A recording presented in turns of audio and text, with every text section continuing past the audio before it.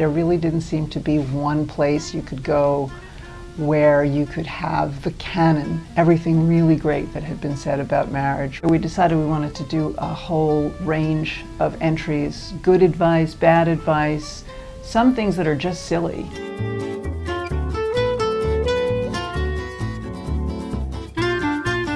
You should like each other. Fighting is a very important part of marriage. Marriage is a long conversation, and you have to be prepared to talk to one another for the rest of your lives.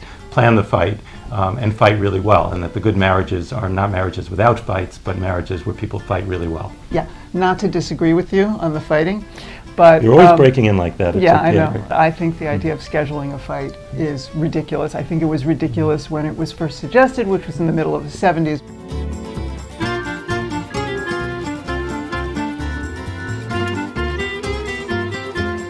There's a lot of advice about how women shouldn't act as smart as they are, they shouldn't be in positions of power, they shouldn't earn more money than men. An early 20th century doctor writing about the honeymoon night.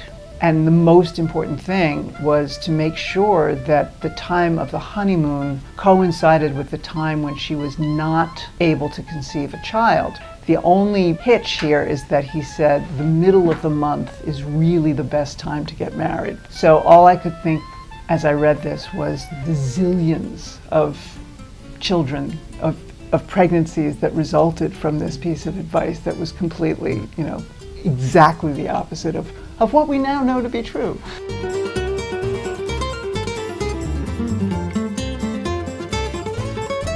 An African proverb that we have in there, never marry a woman with bigger feet than your own. 2000 BC, never marry a woman with red hair, an extra limb, or who was named for a tree, a river, or a constellation, which, I think is at least questionable advice.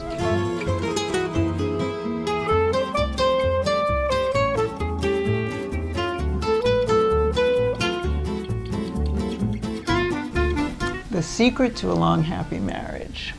Well,